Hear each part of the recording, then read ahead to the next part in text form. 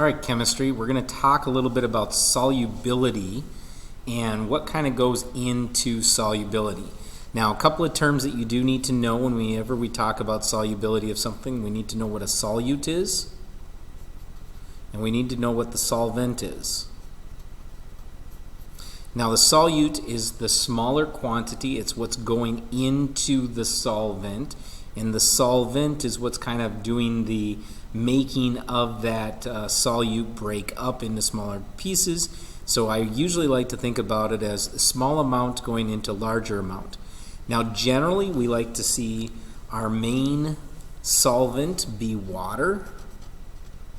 So water is our number one solvent. And this is typically when we start to look at aqueous solutions. Now, that's what we've looked at here with the net ionic equations the past couple of days. So we want to look at how does that solution get made. So I just want to take a beaker here, and I'm going to dump into it some water. So we're going to put some water in here. And then we're going to add into this a compound. So we're going to do some kind of a compound. So maybe it's going to be, we'll make blue be the ionic piece.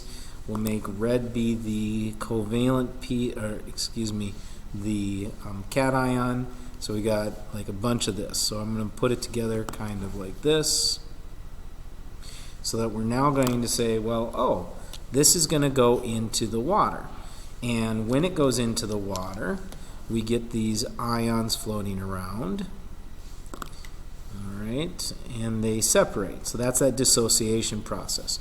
Now, what we do is we say, what happens if I keep putting more and more and more into here? So is there a limit to how much of these particles can I put in? So like if I keep putting them in, will I eventually get to a point where I can't get any more in there?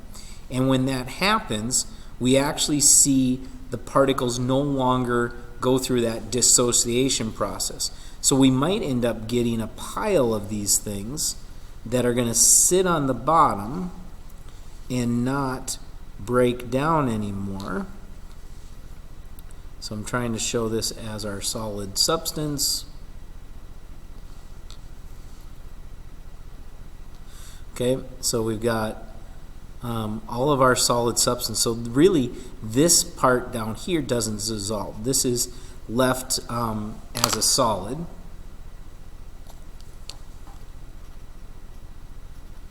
Where all of these other particles are in solution. Oops. Now, when we hit that limit, that's when we kind of say we're at a point to where we hit saturation. So the solution is saturated because it no longer can hold any more of the particles. It's now at a point to where that solid comes back out. Now, I think we had a video where we looked at supersaturation, and that's where we added some heat to it. So maybe we gave it a little bit of a flame, so we heated it up.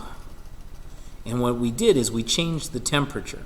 Now, when we start to affect that temperature, so if we change that temperature, all of a sudden, we're now able to put more of these particles, more of these particles into here. So I'm going to make sure I do this. We'll add 3 more. All right, so we get to the point to where we add more and more of this as long as the heat goes up. Now, there's another way we could get more of this to go in here, and that would be if we actually did like some more water. So if we added some more of the solvent, then we gave it kind of like more room for it to go into it. So we can either adjust things like add more water. That allows us to adjust the rate or the amount of particles that can fit in there. So you can think of it like space for it. We could add heat. That might force some of them to go into it. So those are some general things. And that's all going back into like how we make a solution in the first place. Remember, there are some things that affect the rate at which we make a solution. So things like stirring it, heating it, all of those things go into making it more into the solution. But really, when we get into this idea of saturation, The saturation is more about what can we do to get more stuff to go into the solution.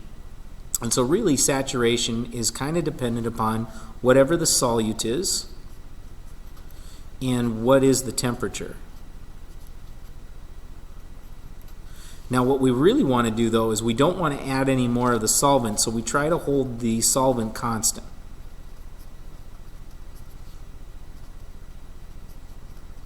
So we have a constant amount of solvent, then we're limited with how much solute we can get in there based on whatever the temperature is. And if we go up or down with that temperature, we might be able to get more solute in or less solute in. So that's kind of where we would look at this. The reverse of this would be looking at like making rock candy. I can't remember if that was one of the videos that you had, but if you had a solution, so let's say we had a solution. I'm going to draw another beaker here. We're going to put some more water in it. And now what we're going to do is we're going to put enough particles in here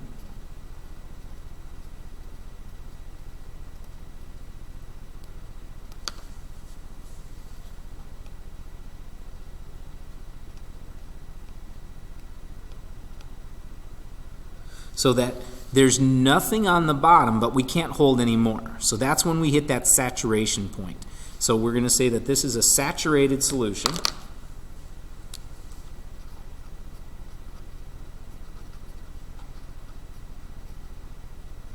Because we hit that point where we can't add any more.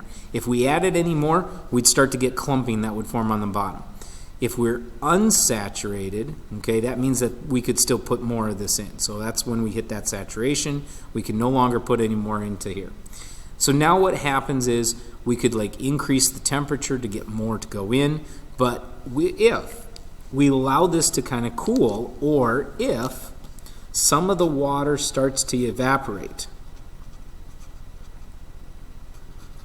So we lose some of the water, okay? The water goes from this level down to this level.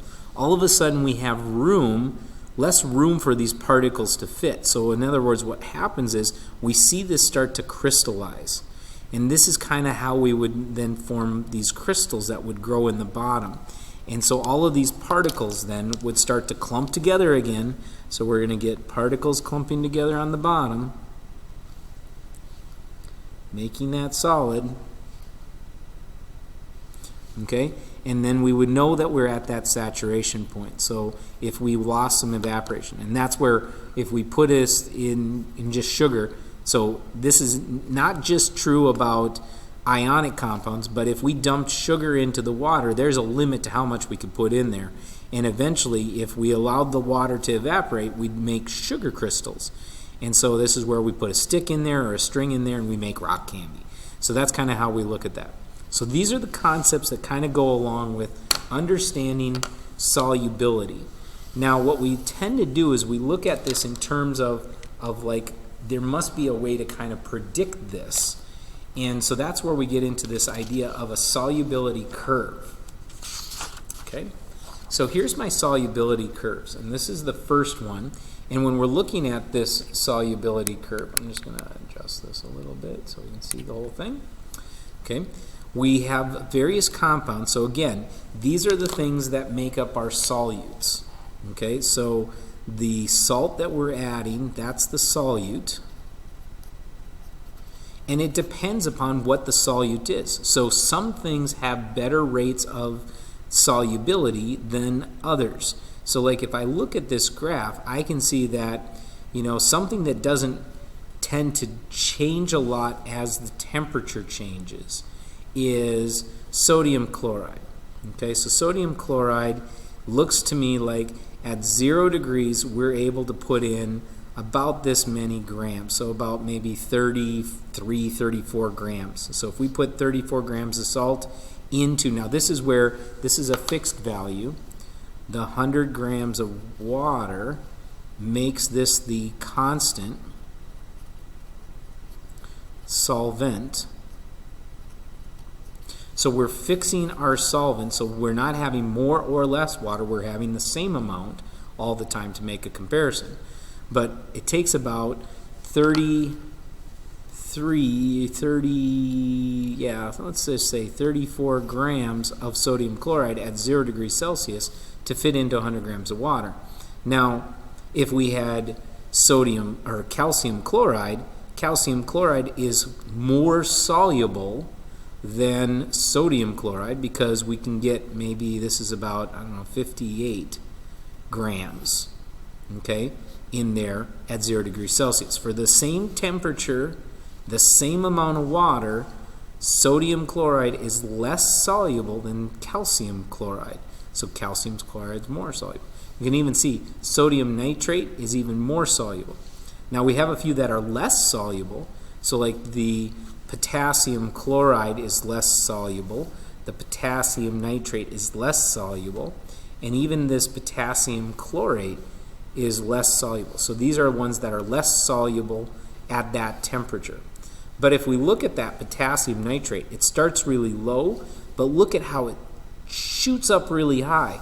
So when we get to, say, 40 degrees, okay, at 40 degrees Celsius, this line represents how much we can put in. So we can get probably about 62 grams in at 40 degrees Celsius, where at 0 degrees Celsius we could only get maybe about 13 grams. So really that's how we kind of interpret this graph, is how soluble we are. Now the line here represents our saturation point. So when we look at this, this is the saturation point, okay? If we had more, so like if we had water at 40 degrees Celsius and we added 70 grams of KNO3 to it, we would see that only 62 grams would dissolve. So that would be 62 grams would go into the solution, which means that we would have 8 grams that would just be at the bottom of the beaker. So that would be just like that stuff that would be hanging out at the bottom of the beaker. We would hit that saturation point and we would have all of those particles floating around in there, but we would still have like 8 grams of it at the bottom when you're over the line. When you're under the line, that means that we're just not putting in enough. So if we only put in 50 grams at 40 degrees, that means that we're unsaturated. We still have room to put more in. We still would have some room that we could put more stuff into it.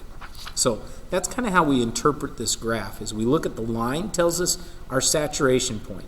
That's the maximum amount of solute that can fit in that 100 grams of solvent at a specific temperature. Now if we change the temperature, we change our saturation point. Okay? If we decrease our temperature, we decrease our saturation point.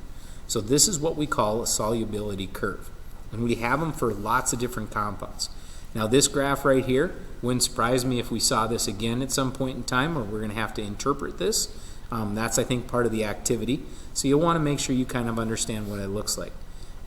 Even this one right here, this is an interesting one. This one is an actual compound that decreases its solubility as temperature increases. Now when we look at this one, this is a different graph. I should say it's different only because we're looking now at gases in solution instead of solids being in the solution. So you can see that what happens here, and let's take a popular one. We got they don't have CO2 on this one. So if we look at oxygen, so this is our dissolved oxygen.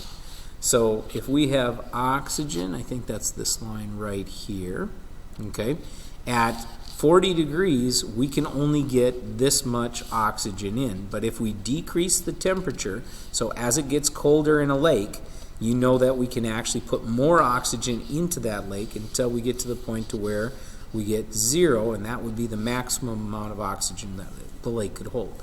So again, this is a solubility curve telling us how much we can put into 100 grams of water at various temperatures. So we read it the same way. Now this happens to be what we call Henry's law, because all gases tend to decrease in solubility as the temperature goes up. It's just like if we had a can of pop. When it's cold, you get to have more gas in it, more CO2. So that's where CO2 is a gas that's not listed here. But we like the fizziness. There's more gas in a can of pop when it's colder. As it warms up, it loses that gas, and so it becomes less carbonated, and we would then just have whatever the CO2 stays in solution. Instead, we lose all the extra stuff. So that's the fizz that's coming out. And typically they put a lot more CO2 in there. That's why it's a pressurized can. So hopefully that gets you started on today's activity. If you do have any questions, just pop into the meet and we'll go over those questions with you.